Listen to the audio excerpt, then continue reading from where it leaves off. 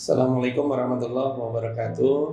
Pemirsa NRC Ruqyah dimanapun Anda berada, semoga kita semua selalu sehat walafiat dan selalu dalam lindungan Allah Subhanahu wa Ta'ala. Kali ini saya akan membahas 8 strategi syaitan menjerumuskan manusia. Ya, jadi jin, syaitan, iblis adalah kelompok yang akan menghancurkan manusia. Dia adalah makhluk yang istiqomah, yang berusaha untuk menggelincirkan manusia dari kebenaran kepada kesesatan, dari menuju surga menjadi neraka. Hal ini sudah tertuang dalam Al-Quran.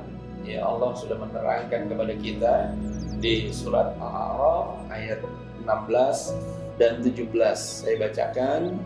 Artinya, Iblis menjawab, karena engkau telah menghukum aku tersesat. Jadi Allah menghukum iblis itu menjadi makhluk yang tersesat dan tidak terampuni. Maka iblis itu dia bersumpah dalam ayat ini, karena engkau telah menghukum aku tersesat, pasti aku akan selalu menghalangi mereka, yaitu manusia, dari jalanmu yang lurus. Ya, manusia ini jalannya akan dibelok-belokin, ya, supaya tidak jalan kepada lurus kepada Allah. Kemudian aku pasti akan mendatangi mereka dari depan, dari belakang, dari kanan dan dari kiri mereka, dan engkau tidak akan mendapati kebanyakan mereka yang bersyukur. Jadi iblis dengan anak buahnya, jin, syaitan, itu akan mudah sekali, ya, menjauhkan manusia daripada Rabb-nya kepada Rabb-nya apabila mereka tidak pernah bersyukur. Nah, ini hati-hati nih. Kita tidak bisa bersyukur kepada Allah, maka iblis melalui anak buahnya jin akan mudah, ya, menghancurkan kita. Lalu dalam surat Sad, ya, surat 38 ayat 85, Allah menerangkan, sungguh aku akan memenuhi neraka jahanam dengan kamu dan dengan orang-orang yang mengikutimu di antara mereka semuanya. Jadi orang-orang yang masuk neraka jahanam, kata Allah, adalah orang-orang yang mengikuti langkah-langkah syaitan. Nah, karena dua hal tadi sudah Allah sampaikan dalam Al-Quran, maka bagaimana sih caranya setan menjerumuskan manusia supaya ikut bareng ke neraka? Ya, ikut bareng ke neraka loh ya. Kalau kita bareng ke surga enak, tapi ini barengnya ke neraka. Yang pertama strateginya adalah waswasah, yaitu membisikkan keraguan kepada seseorang, kepada manusia, sehingga ketika dia melakukan kebaikan, ya, atau mau melakukan sesuatu yang baik, amal soleh, ya, dia seperti di ragu-ragu. Contoh sederhananya adalah apa? Ketika suara azan subuh berkumandang, as-salatu khairum minan naum, ya, kita itu matanya, tubuh kita ini seperti dibuat terlilit untuk sulit bangun. Nah, ini disebut strategi yang pertama, waswasah. Jadi jin itu akan membuat kita tidurnya nyaman, kedinginan, terus selimutan, ya. Maka subuh itu yang menjadi sumber rezeki awal manusia ketika setiap harinya mencari rezeki itu dibuat gagal. Karena kenapa? Karena subuh itu waktunya para malaikat Allah turunkan untuk memberikan rezeki. Maka subuh kita lewat, rezeki kita lewat. Lalu yang kedua adalah tazyin.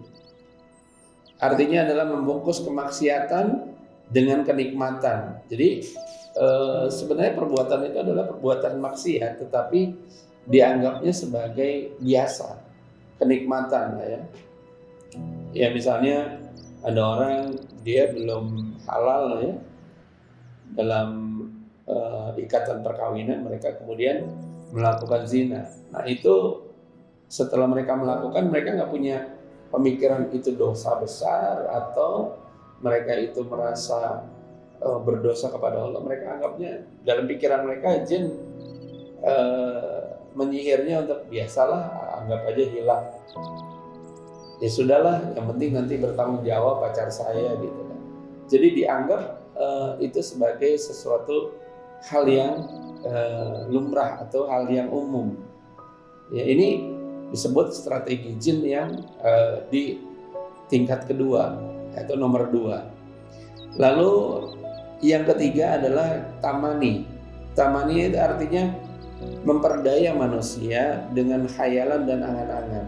Nah, orang yang banyak menghayal, banyak berangan-angan, ini bagian dari strategi jin untuk menjerumuskan manusia. Karena dengan sering berkhayal, sering berangan-angan, mereka kan akhirnya apa? Malas bekerja, malas berusaha, malas segalanya, malas mandi, malas ibadah, ya, malas ketemu orang, malas silaturahmi. Maka semuanya dibuat, tenang aja lah, nggak usah kerja, nanti juga duit gampang, tenang aja lah. Jadi berkhayal saja, ya. Maka ini membuat orang itu cepat putus asa akhirnya. Kenapa? Misalnya dia kan sedang berkhayal, sedang berangan-angan. Satu ketika dia kerja, lalu kemudian karena kebanyakan dia bengong, dia kebanyakan berandai-andai, sehingga pekerjaan di tempat dia kerja akhirnya tidak terselesaikan dengan baik, maka dia akhirnya dipecat. Nah, jin memang sengaja mendesain seperti itu supaya akhirnya orang itu putus asa. Lalu strategi yang keempat seperti apa? A'dawa. Ini a'dawa itu artinya berusaha untuk menanamkan permusuhan. Ingat, ya, jamaah dimanapun Anda berada, sifat jin itu adalah tidak punya kasih sayang. Jadi kalau ada orang yang senangnya